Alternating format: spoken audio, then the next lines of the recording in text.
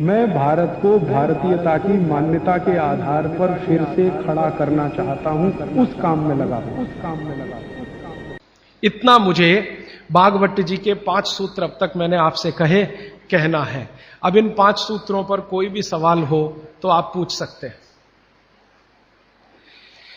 मैं आपको भागवत जी के 50 सूत्र बताऊंगा अगले 28 तक। अभी तक 5 बताए। कोई सवाल पूछना चाहें तो जी पूछिए, हाथ उठाइए। और मेरी विनती है भैया कोई उठ के ना जाए, प्लीज थोड़ी देर रुकिए।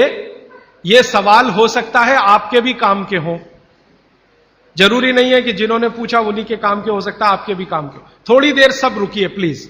हाँ, आप मेहरबानी करके इन 5 सूत्रों को क्रम से एक बार फिर से बता दें। हाँ, अगर कागज पेन है तो लिख लीजिए, कॉपी है तो लिख लीजिए, डायरी है तो लिख लीजिए।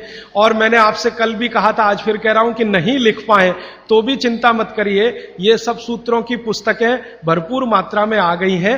एक भाई कौन लेके आए, उनका मैं धन्यवाद देना चाहता हूं। ट्रांसपोर्ट में जाके अंजनी कुमार जी हैं, हाँ बहुत धन्यवाद आपका।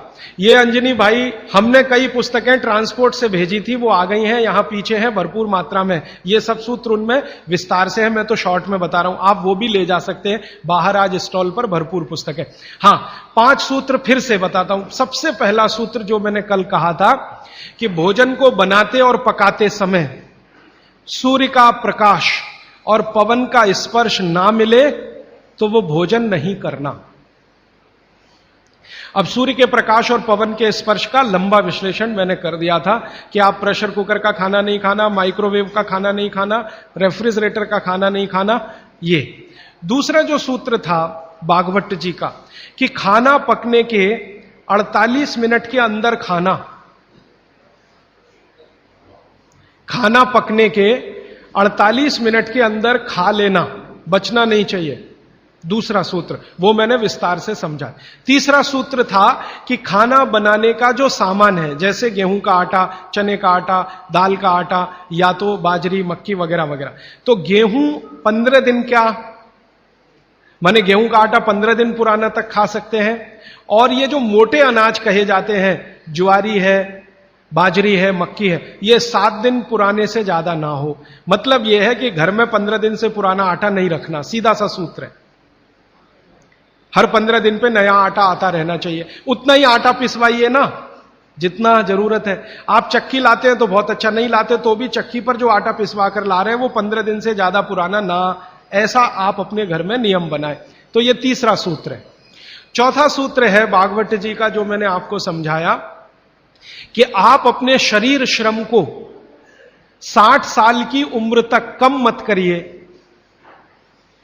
मतलब यह है, उन्होंने एक उम्र बनाई है, बच्चा जब पैदा हुआ और 18 साल तक उनका एक कैटेगरी है, 18 साल से लेकर 60 साल उनकी दूसरी कैटेगरी है, और 60 साल के बाद 100-125 साल उनकी तीसरी कैटेगरी है। तो भागवत जी का सूत्र यह है कि 60 के आगे की जो कैटेगरी वाले लोग हैं, 60 से 100-125, इनके जीवन का श्रम कम होते जाना चाहिए, उम्र के साथ कम होते ही जाना चाहिए। ये ज्यादा श्रम ना करें तभी अच्छा है, इनको आराम ही करना है। तो 60 से आगे की उम्र वाले श्रम को कम करते जाएं उम्र के हिसाब। 18 से 60 के बीच के जो लोग हैं ये अपने श्रम को थोड़ा थोड़ा बढ़ाएं। 18 से 19 में थोड़ा ज्यादा, 19 से 20 में थोड़ा ज्यादा, 20 से 21 में थोड़े ज्यादा, ये है 18।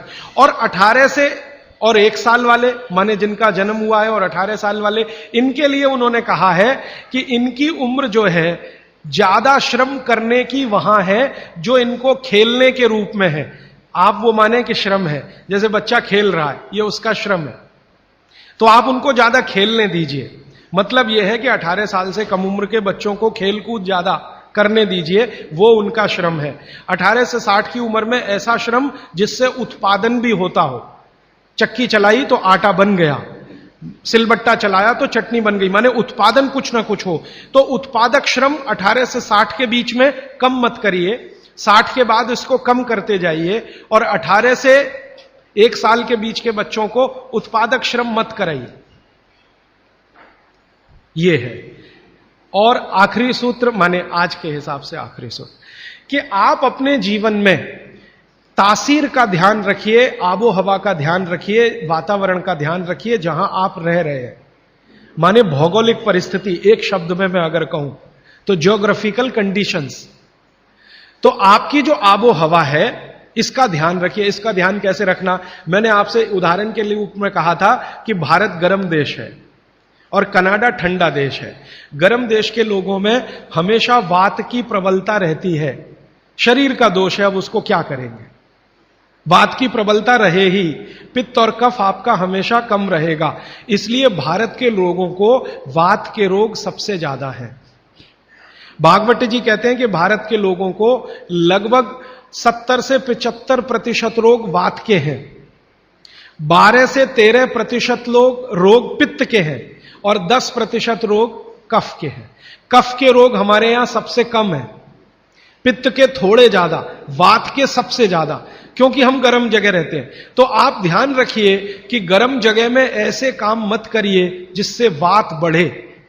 जैसे मैं आपको एक उदाहरण दूं, माफ करिएगा ये उदाहरण देते हुए, आप दौड़ लगाते हैं, रनिंग, इसमें वात सबसे ज्यादा बढ़ता है।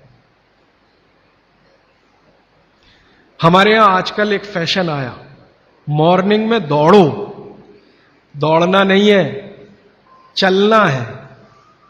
चलने और दौड़ने में अंतर आप समझते हैं। दौड़ने में ऊर्जा बहुत शरीर की, गर्मी बहुत शरीर की बढ़ेगी और वात को बढ़ाएगी। वात बढ़ेगा तो ये घुटने बहुत जल्दी आपके थकेंगे। आप देख लो जितने हिंदुस्तान के रनर है ना, रनर 100 मीटर दौड़ने वाले, 200 मीटर, 35 साल के बाद किसी के घुटने काम नहीं करते, सब बैठ गए। मिल्खा सिंह को मैं मिला हूं, वो कहते हैं यार उस समय जो मैं दौड़ गया ना, अब पता चल रहा है कि उसका क्या असर। परमानेंट डैमेज हो गए हैं दोनों नी जॉइंट्स मिल्खा सिंह के। तो भारत दौड़ने वाला देश नहीं है। माने सुबह आप जाओ तो मॉर्निंग वॉक के लिए जाओ, रनिंग के लिए मत जाओ। जाओगे तो वात बढ़ेगा, बात बढ़ेगा तो तकलीफ आए। तो भागवत जी बहुत गहरी बात कह रहे हैं, जहां रहते हो वहां की आबो हवा और तासीर को ध्यान में रखो। हमारी आबो हवा गर्म है, गर्म हवा में वात बढ़ता है, ये याद रखो। तो वात बढ़े ऐसा कोई काम मत करो। और यूरोप वालों के यहां क्या है, कफ बहुत बढ़ता है क्योंकि ठंड है, ठंड में हमेशा कफ बढ़ता है। तो ठंडी लोग हैं, ठंडे देश हैं, ठंडा आबो हवा है, तो कफ बहुत बढ़ेगा। तो वो उसका ध्यान रखें जो कनाडा में रहते हैं, अमेरिका में रहते हैं, कि कफ मत बढ़ने दो। अब वात ना बढ़े हमारा, कफ ना बढ़े यूरोप और अमेरिका वालों का, तो सारी दुनिया निरोगी। पित्त जो है वो सम में वैसे भी रहता है, पित्त जो है ज्यादातर सम में ही रहता है। तो ये 5वां सूत्र है। तो ये 5 सूत्र मैंने फिर से आपको बता दिए। दोस्तों वीडियो अच्छी लगी हो तो लाइक शेयर सब्सक्राइब जरूर करके जाएं।